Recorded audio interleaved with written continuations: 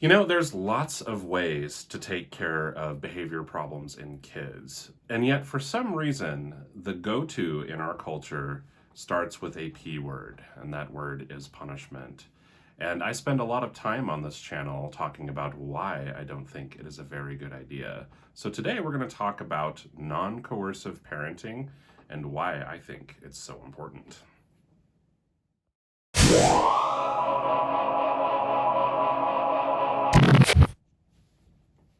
Hi out there. This is Dr. Brett Pearce, child psychologist, and as much as I want to tell you I'm coming at you with another educational video, the truth is it's a little bit more of an opinion piece, and it is my opinion on what many of us in child mental health like to call coercive parenting and why it's really important to think non-coercively. But before we get into the bulk of this subject, let me tell you a little bit of a story. This is purely hypothetical, but suppose I were to tell you about my relationship with my brother. Now, my brother's a grown adult just like myself, and if I were to tell you that, yeah, in my relationship with my brother, when I'm upset with him and I feel he's done something wrong or to frustrate me, I take away his phone. I send him to his room. I take his personal possessions away until he has pleased me enough for me to give them back. I spank him. I do any number of these things. I take points away from his chart, or if he's pleased me, I give him money or rewards. There's a good chance that pretty much everyone watching this video would feel pretty uncomfortable with that. You'd probably say, wow, that sounds like a pretty controlling and maybe even toxic relationship. Now, if I were to have said all those things, but said it was my son, then suddenly, for some reason, all of this sounds pretty normal. Now, I'm not trying to tell you that if you've used these kinds of parenting practices, which is to say, taking things away, giving rewards, punishing, giving the phone, things like that. I'm not trying to say, oh, it's this horrible, abusive, toxic thing per se, because to some extent, that stuff is pretty normal.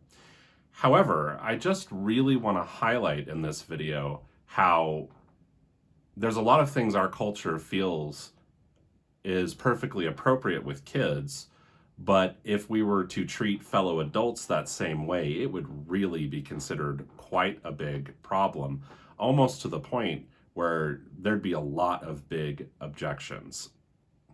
And that's part of the reason that many people, especially child mental health professionals like myself, have a real objection to what we call coercive parenting.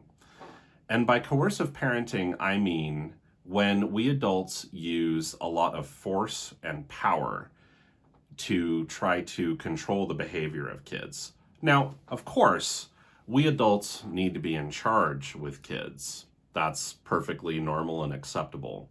However, there are lots of ways to be in charge. You can use a lot of position power where you use the fact that you're the adult, you have all the power, you have all the money, you're bigger and stronger, you can take and give away as you please, or you could use a lot of personal power.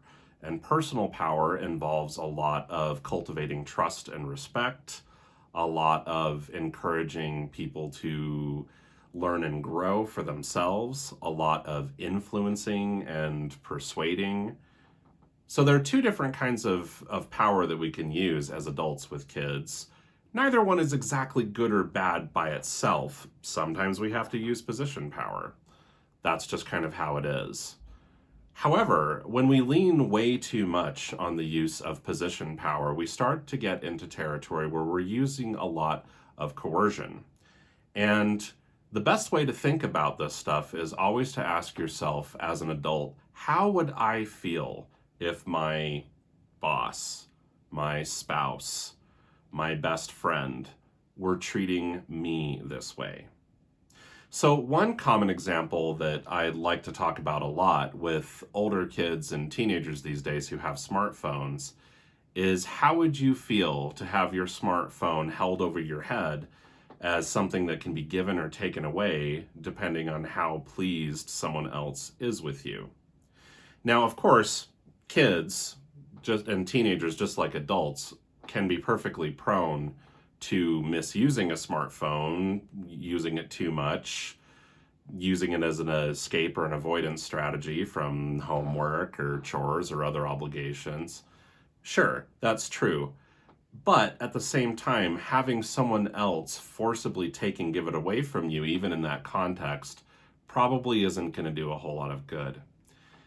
One of the other big reasons that child mental health professionals like myself tend to object to coercive parenting is because we have a lot of research on the subject, particularly associated with the use of punishments, that indicates that the only consistent result that comes from punishments really is that it ticks people off.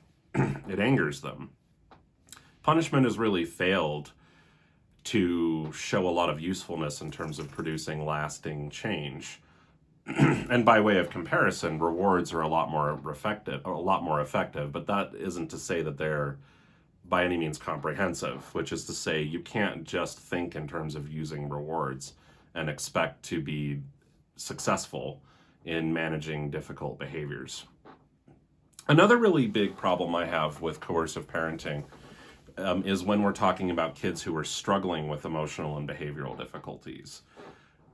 So if we think back to what I just said about the only consistent result that research has shown with punishment is that it produces anger, imagine how doing things that produce a lot of anger are going to help a kid who struggles with emotional and behavioral difficulties. There's a good chance that all it's going to do is to be like gas on a fire, unfortunately. And as a practicing child psychologist, I've treated thousands of kids, absolutely thousands. And frankly, I have more or less never missed the use of punishment. And there's been many situations as a professional where I have seen simply convincing parents to omit punishments produce an incredible amount of progress and results. It's not the whole picture by any means, but it seems to remove a big complicating factor for kids who really struggle with emotional and behavioral difficulties. So, coercive versus non-coercive parenting.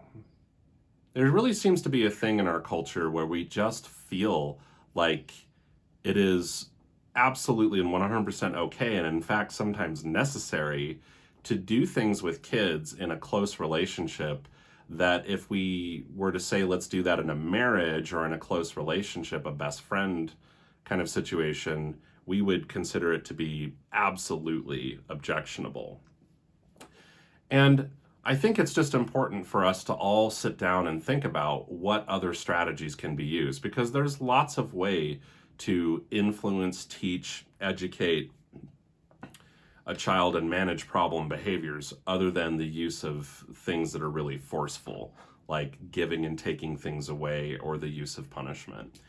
And that's one of the big purposes of this channel, is to educate folks on the subject and to discuss what other options are available. So this is basically why I tend to object a lot to the use of coercive parenting and spend a lot of time on my channel talking about the subject. So thank you for listening. If you've enjoyed this content, please do consider subscribing by clicking a button down below here somewhere. And there's also a bell notification that can be smashed so that you can be notified when my next video goes live. Otherwise, this is Dr. Brett Pearce, child psychologist, signing off, and we'll see you next time.